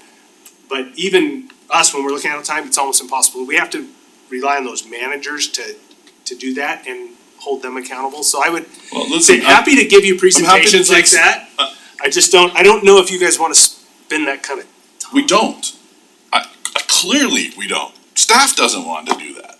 That's the biggest pain in the ass I could imagine is doing that. I mean, this is horrible stuff. I don't wanna be doing this meeting that we're doing right now. But as a council, I think we have a responsibility to be checking those budgets for reasonableness. And if the way that we're doing that is we hire the city manager and the city manager is making sure that reasonableness test is being done on all those line items for each of those departments, maybe that's how we get it accomplished and we have to just take a word for it. I guess I'm just suggesting, and it's something that we have brought up in other meetings, is doing some kind of a deeper dive. We, you can get if we kind of had, steak. if we had, we talked What's about that? if we had money, we would hire an internal audit function. Although I think we're gonna try and see if we can get the auditor to just pick We're one or two gonna- departments for us to kind of look at Yeah, that. we're going to, and this would be a discussion with the audit committee about specific items for them to do a specialty audit on. So which would be deeper than what we're doing. When we're Yeah, going through the budget, we're looking at, okay, what are you spending here? You're looking through detail. Kyle prints their details, so we know what is in each of those line items for the previous 2 years. You can look through it and see, hey, why do you have this? So we're doing some of that again. Ultimately, it's the budget manager, so the person managing that budget who has to do that. I will say in the past, they probably didn't have access to all that data. Those managers did. So now that we're giving it to them, now they can manage it. So some of that's just changing in history or in function, how we do it. I would say council, typically you set this policy, say, here's what we're gonna do. Your expectation is that we're reasonable within our budget and how we do those line items. Then it's our obligation to bring that to you, hold each other accountable internally. I mean, we've been talking about a bunch of different things that I see come across, say, okay, well, let's talk about that as a group and figure out the we have history how we do it, but is that how we're supposed to do that? Should we do it that way? So, I think it happens organically. As you have good management, good finance who shares information. One of our huge challenges in this city is we have an antiquated finance system that is designed for a city a third our size. It's old, it doesn't work well, and so at some In a point we need city to. third our replace it. size 15 years ago. 5 years ago, 6 years ago. Right, we need, it probably maxes out at When they about switched 20,000. from Cassell, they shouldn't have switched to Polaris, cause that was actually a step down, but. So it's a city, a Save tenth money. our size. Polaris goes, Cassell can do about 20,000 when I've looked at them before.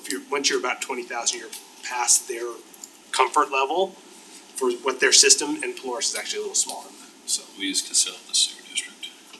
And probably, well, it's probably pushing the sewer district, frankly. So it's just one of these things that we'll bring, some of these ideas we'll bring back and even the capital, we need new, at some point, we're gonna have to invest in new finance software.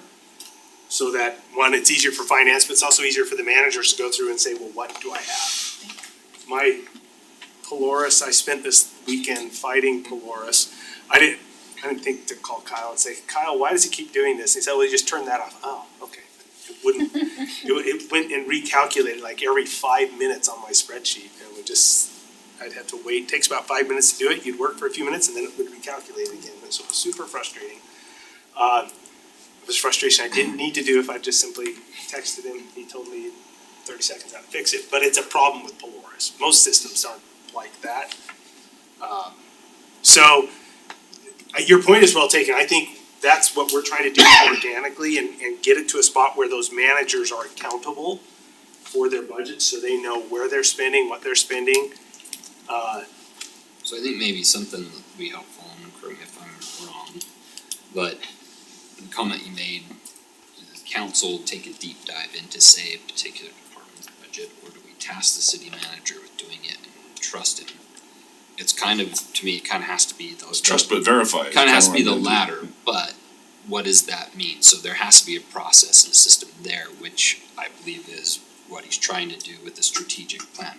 So your opening couple of slides, right, was saying this is what he's doing on that level, to bring that in, and where I'm saying I recognize that's the incremental progress, right, on a day-to-day basis, 3 to 5 years to implement that, but maybe we need to talk about, maybe we want, in our review of the city manager, give us a case study. Show me a department where you've taken the strategic plan and made some significant changes towards those objectives. That it's kind of where my mind goes with I guess that anything that is totally on trust that there's no accountability or review on makes me nervous when it comes to budgetary things.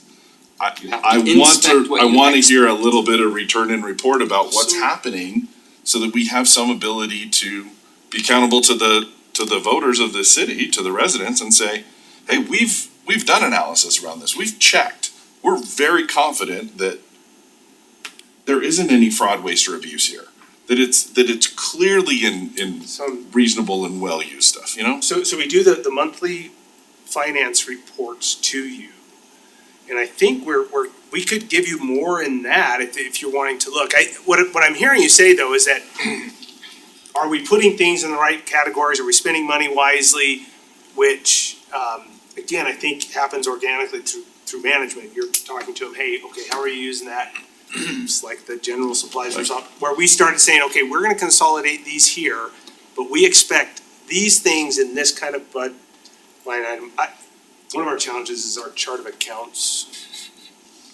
If it was a house, it would need a little TLC. They don't match, we don't have consistent numbers across divisions. They were just created, I think, organically Kyle's gone through, at least with our personnel costs, and given them like numbers so that if it's a benefit, it all Voltron ends that's with, been bolted on, I get yeah, it. all ends with 7, right? So we know those are we've done some of that. Frankly, that was necessary. What you were asking was almost impossible when I got here, cause you're like, okay, what do we spend on health insurance? Well, it depends on which division. If I ran a report on that number, I got all the insurance plus some other random expenses we were spending that had the same number because our chart of accounts was not in great shape. It's, I do think, cause also kind of what I'm hearing is we need, as staff, need to do a better job, maybe this is more the deep dive you're talking about, actually telling you what are you getting for the budget you're approving, you know, if you're approving 9 million for police, I'm just throwing out a number, what exactly are you getting for that, you know, parks is, if it's not the largest, if it's not the largest budget, it's up there, what are you getting for your dollar that you're investing into that so department? there's some, and there are some opportunities, I think, to bring back some of the stuff you're talking about in a kind of a rational way, so that it And let makes me sense just for say, let me council. say this.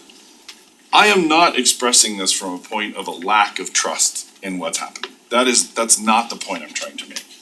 I don't think we're being frivolous. I don't think that our budgets are inflated. As a matter of fact, I think we're whittling them down maybe beyond what's reasonable in some cases, right? I think we're really, really tight. I don't know if we have a lot of choice, but I think we're operating below what would be optimal in some areas, for sure. So I'm not trying to make this from a point of, hey, I don't trust you, I want more accountability. That's not what I'm saying. I think that we have a responsibility as a council to participate in a, because there isn't a financial audit, there's just a compliance audit, right? That the procedures are generally in line with what the state recommends on how you oversee this, right? Nobody actually comes in and performs a financial audit and verifies that all of that's being done. And so, because we don't have that internal audit happening,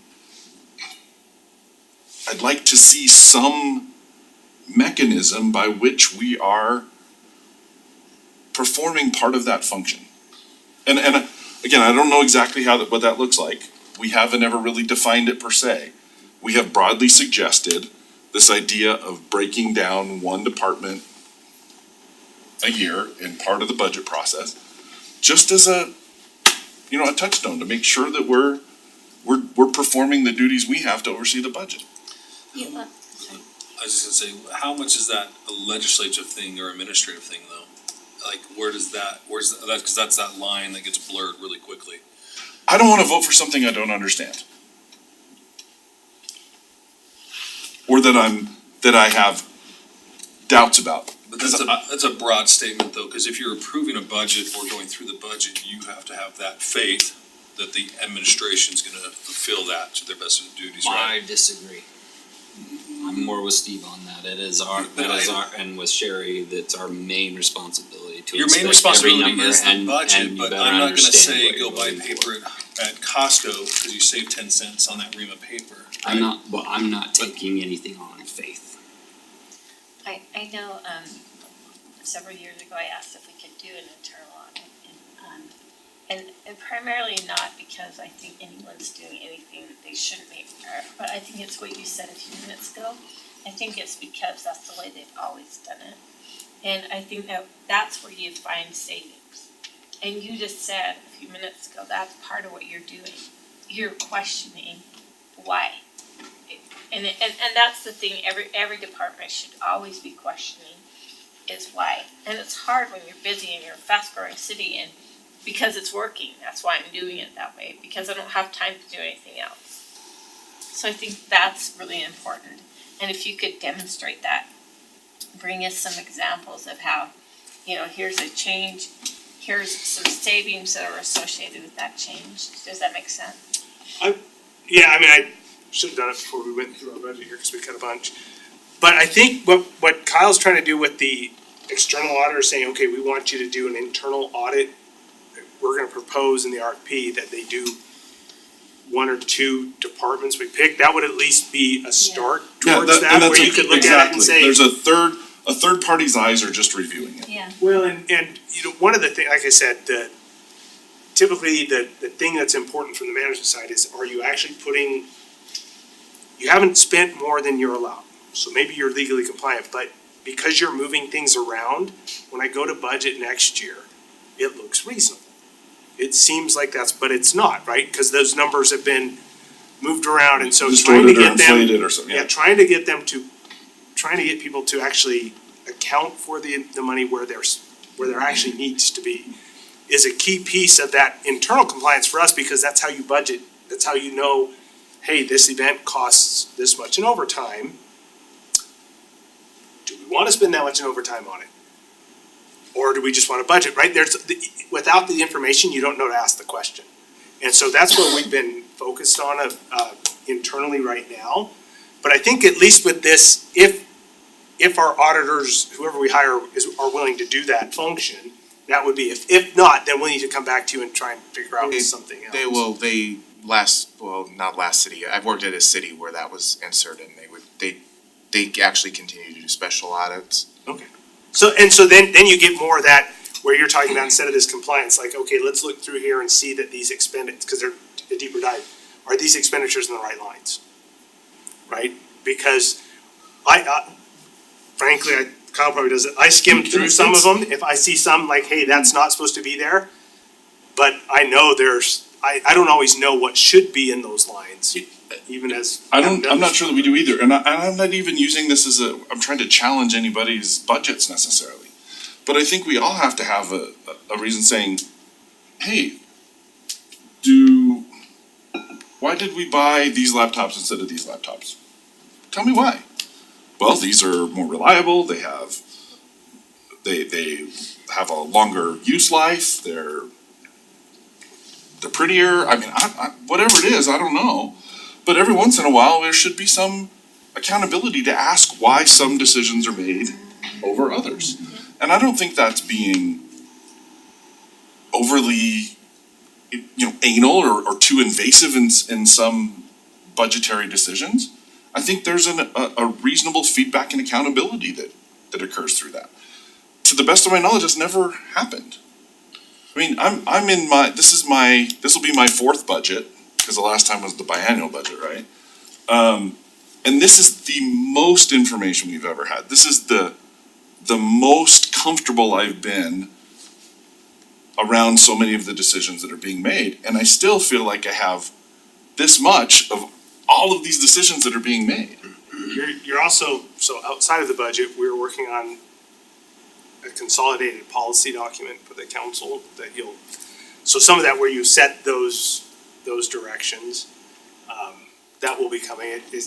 Frankly, it's been on my to-do list for much longer, but we finally have an internal website where we can actually post these things for our staff, so they can. Intranet, things like that. Intranet, so. This might be more towards Teddy's point, where I'll agree, where's the line where we draw, I don't want to get down into the weeds that far, No. right? I don't really want to do I don't that. care what laptop you get, I really don't.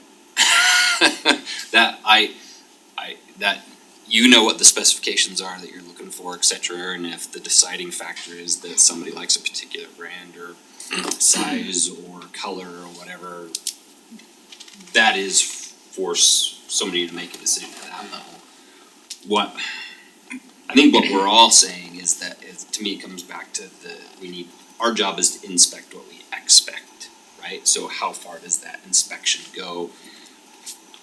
We've never, those of us that have been here a while, we've never been allowed to, is the way I feel, right? We've never been given, we've all made kind of similar comments, we've never been given enough information to truly feel good about saying yes, right? Overall. So all I can say is, for me, as I've spent time almost every week bugging him about certain things, and sometimes we don't have anything to talk about, and I just say what's going on. And he knows I'm interested in the budget. We talk about the budget and the changes being made at those levels. I have a better comfort level, and why I'm trying to kind of bring the discussion back around to that is what we hired him to do. That's what we've hired all these people to do, and we're getting the right people in the right seats, et cetera. But what's the process for us going forward, I think is the question we're asking, right? Exactly. What's our process to inspect that? we've tasked them with making changes, some changes have been made, so maybe we just need that. Separately from the budget, get us up to speed, we've been through a couple of cycles now. You've made some changes after the budget's done, here's kind of some of the things that, changes we implemented that have made a difference. And some of those things like we're aware of, right, so we just passed the vehicle purchase policy. So all of these things are policies that he's putting in place to guide those decisions down the chain. And the hard thing is, like I was trying to explain to the developer the other day, it was like, it would be easy, remember if when we made the management changes, said you need to understand what we're getting into. This is a complete rebuild, right? It's not the 70-year-old thing, it's we got started and it's not working right, we need to start over, but we can't just close the doors and say, hey, we're closing for 6 months, 12 months, we're gonna remodel and then we'll reopen, right? Building the airplane while you're flying. That's exactly what we're building there, During so construction. I think at this point, we've made some, at least I feel like, significant structural process implementing the strategic plan, but we're still in the first, 18 months of that 3 to 5 year thing, so for whatever it's worth, I think we're all talking about the same thing, it's just, we need to inspect, and so what's our process to inspect, and maybe, that'd be my suggestion anyway, Okay. is, Actually, I have some ideas on how we could give it, cause I Let me, feel like if I just dump all the data on you, it's too much. you're gonna look at no. 30 pages Let- of let me give lines you- and go, I Let don't me know just what make it this is. statement from a standpoint, see, that I think I'm speaking to what the reason is. Our city our processes, our budgeting methodologies, everything, it's never going to be done. It's just getting better and better and better over time. It's a process of continuous improvement. It is a philosophy of enhancing operations. I just want, you don't enhance operations without asking questions. And you have to have some checks on how those, like, these are the decisions we made. How is that impacting things? What's the result of that? And do we need to make a different decision? Do we need to have a different policy? And I'm not quite understanding how all of those things are impacting everybody. I get rumors that, there's murmurs among the staff that they're not excited about some of these, constraints not being able to hire people. Why? How is that impacting what happens in that department? How is that, is that negatively impacting the service levels we're giving to the essential services to our residents, right? We just never get that cycle going, so I'm doubting that the process is improving, if that makes sense. It's just so anecdotal. So I would say you actually did, you got You got all today. those personnel requests, we tried to give you everything in here so you can understand. But I understand your point, so I know you haven't read it all. Sure. But we've given it all, at least for that type of questions, you can go through and say, okay, how does this fit? There is a balance, so say we loved our past budget book, right? It was this wonderful thing, it holds the door open well. It's really thick, nobody has ever read that book. Right?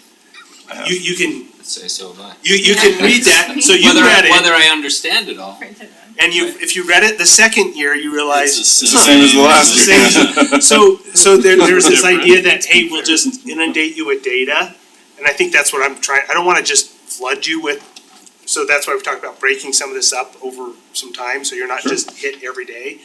But we can talk internally how we can, follow up on some of those things, and, on that intranet site, which you'll have access to as well, we're gonna put the administrative policies, which will dictate, hey, we're buying this computer because of these reasons. For this budget, Scott actually spec'd all the computers. The IT department said, here's an engineering computer, here's a standard computer, they gave us those prices so that we weren't, cause the first year you're looking at, okay, you want a laptop and you budgeted 5,000 for a laptop, this person wants a laptop and they budgeted 2,000, this person budgeted 1,000. You're all saying you're getting a laptop, what are you actually getting? So Scott went through spec based on the type of position, that computer, here's your price, so that was sent out to everybody. No, that's awesome. You get to new computers. That's Yeah, he also sent a list, here's your age of your computers, So some of that we're just doing internally. I don't know, but we can that's share such that an, with you. that's such an awesome kind of feedback that helps me as a council person know, hey, I have more confidence in this budget than I've ever had. That's great feedback. We know things are going. That's not a huge time No, or we it's can- not, Hey Nathan, We can call that out. I think, and I heard Counselor you say inspect, and I think it would be fair to say we've been inspected the most recently. And one of the things we did, as you'll recall, is. what? Yeah, right. Is call you in two at a time and sit down in my office and say, these are the reasons the police department's built this way, and these are the things we do, and these are the reasons we have this gun and this car and this computer. Our computers are more expensive for these reasons. Was that helpful? Yeah, it was awesome. And is that the kind of, it was helpful for me because I got the feedback and the questions of why are you doing this? It made me better understand what your concerns were and how I can address that at the next budget. And I can tell you, this last budget process was the first one that both my friend Rain Cloud and Nathan. It's in laws. There's a meme coming for that. Sat down and we thoroughly inspected and then cut a lot of stuff. And that's why when I heard you say, geez, we did get rid of a lot of stuff. We really did. And it was combed through pretty deeply. And, you know, in our budget, we stress tested it as a lot of people did and came back and said, these are the numbers we can still give that level of service we expect. So I felt like that was a pretty good exercise, even for me to learn from all of you what was important. And in policing, I'm like, well, that makes sense. How do you don't know that? Because you don't know that. You're not in policing. And so for me to better instruct you on that was helpful. I think definitely when there's a So- tax increase at hand, for sure, Yeah. that depth is way needed. But I agree that there's, and I lost my point. But I think that I've had the benefit of not serving under the last admin, right? And so that trust factor is much higher for me. And so I think that's where some of that comes in. And again, I wanna reiterate, this is not a question of trust. It's a function of, am I fulfilling my responsibility as a member of the city council and approving the budget? And I feel like some level, a deeper level of accountability on occasion in focused areas is a reasonable thing for us to be doing. But with the tax increase, you felt pretty comfortable after we went through. Absolutely. And we spent a lot of time together, as you'll recall, But even that, there was explaining some intricacies. huge debate, right? There's some opportunities, I think, to do that, and I like the way the chief just described, because the last thing I wanna do is encourage people to put the red herring out there so I can see it, oh, cut that. Yeah. Because then they sneak, I've done this long enough and I've seen that, and it's like, don't do that, tell me what you need. Sometimes we have to step back and say, okay, priority wise, we can't do that, and staff's gonna recommend we not do that. There are trade-offs for sure, but, there's some opportunities, I mean, we have a water rate increase, a need coming up, that's probably worth sitting down with Public Works and that water, and walking, understanding definitely. where we're at, what we're seeing with again, we're seeing leaks in infrastructure that is not terribly old as water infrastructure goes, but we're seeing failures.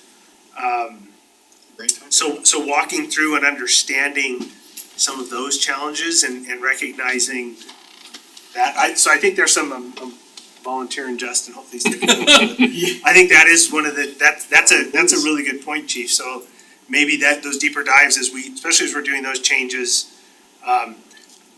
we're gonna see a sea change in how IT works, right? We've hosted stuff for years. You really can't even buy It's all hosted cloud applications, it's all stuff. cloud. So having Scott sit down and walk through you, understand what our infrastructure looks like, how that works, I think would be helpful for council as well. So there's a few things I've got my head running on, it's like there would be some, for you to I understand don't why wanna we go might through and understand propose. why you're flying Southwest versus Delta, that's crazy, like we definitely do not wanna be in that kind of a level of thing, right? We already know why you would. Well, we can, I'm sure Kyle would love to show you Polaris. No, I don't even wanna look at that either. Can we I also, trust you, it sucks, right? can we also see the wins though, like what you were able to cut and save and where you had those hurrah moments? I think you should see that when we bring up cause we should have the previous year's Right, budgets in and- there. I don't know this is all new, so I don't know how far we're gonna get. The plan is for or in the next work sessions, we're gonna start delving into department budgets, so we will identify areas we've cut, we're gonna identify areas that the departments have Yeah, requested cause more when I money. look, when I actually go through, the deltas are the big ones that stand out to me, like, Yeah. why did this change or go up or down so much, Yeah. and what was the reason, right? That's, So that's Those are the my eyes are goal going for of these department discussions, is to go over these large things. So even if they don't get funded, you at least are aware of what the department's asked for, so. Yeah. And we may be able to highlight things that have changed from the previous year, cause there were some, Like so I'm going next week, I'm gonna give you a little breather, cause the water rate discussion's next week. So in my budget, I'm gonna discuss what Jackie has cut, what I've cut, what we're requesting, so we can take feedback from that and hopefully improve the next ones that are coming down the line. But that was already Are they gonna planned. be given by you or the managers or department heads or? We haven't discussed that, cause this is my latest. this is an inaugural thing for us, we're trying to figure out how to do it for you instead of just dumping it on there, and some councils have been different, I've had councils who want kind of this level and others I've had councils who wanted to get down and figure out what plane we were flying, those meetings went on forever. Yeah. And others after a while, you'd present, here are the big changes, they say, okay, let's go home. Yeah. But again, there's a level of trust, and if you see your priorities being funded, then it tends not to be as big a concern. But I do think there were contingency or fluff, whatever you wanna call it, there were some departments that had more robust amounts than others. I'm trying to think the right words. You look through it and you'd look through it, it's like, what is this for? I don't know. Well, cut it. We didn't spend it, we haven't spent it for 4 years, why is it budgeted? Well, it's a contingency. But that's if you're putting aside $25,000 of contingency in several budgets, it starts to be real money after a while, that you could actually go pave a road or fix something with. So we're trying to do that, but I think as we go through, we'll maybe try and highlight some of those changes for you as well. Fair enough, and I apologize, Kel, you were going in a different direction, and I added this thing in and we went way off. That's Well, totally good, Further 'cause adjustments. this is that the would be- last slide. Okay. So perfect timing. 3 minutes. This'll take like less than a minute.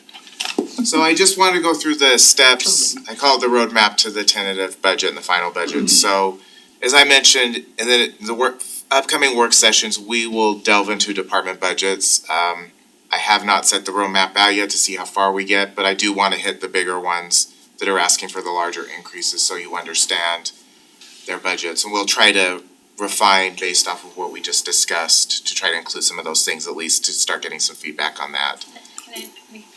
I do like hearing from the department heads, if it's them that's coming to ask for the budget, and I'll obviously let you decide that, but I think that's good for them to interact with the council, I don't know that we get to interact as much with them. Always fun to make them speak in public. Yeah. I love it. Especially the new ones. I'm sure they're all loving that. Always. But Especially when they're asking for money. You can decide that, but if it's gonna be presented, then it's nice if they can present that. Yeah, we'll talk through that, cause there's a few of them who may quit. And that's okay. I have to think about that, we don't want them to do that, but. Do we freeze the position? At the same time, maybe try to be the voice of reason on that one. If there's no money that we can give them what they want, like I don't wanna make people come and say, make their Ask and case say no. and have us look at them and say, sorry, there just isn't any money, we can't do it. I think one of the things, what we need to be realistic is walk through it. For sure, they should be here to answer your questions about certain things. So we'll think about this, so, you call it continuous we're gonna try this year. We're gonna take feedback afterwards and say, okay, how do we improve it for next year, maybe streamline it, or the next time we go through this. Yeah. Alright, we've taken you off your minute, sorry. No, you're good, I got 1 minute left, so. Literally. So of course, we need to work on the CIP list some more. I did send you the full CIP report as it stands right now, so at least gives you some idea of what the projects are.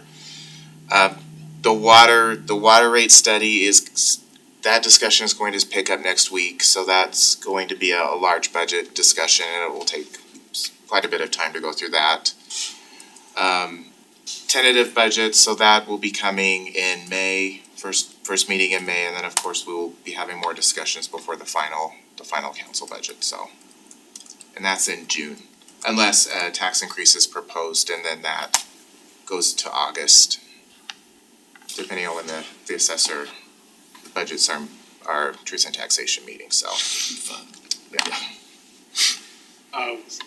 We'll likely have to do some additional public hearings with these budgets, so it's not clear how it's going to work, but any change, so councils already have to have a public hearing to change their compensation.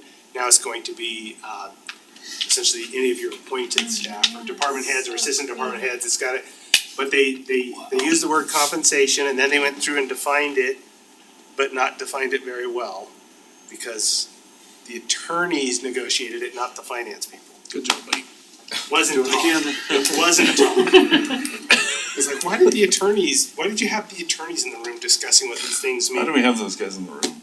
At all. It would have been easier to call their finance people and say, well, no, this is how we do it, and this is how we do it for the transparency website. So we'll get our arms around that.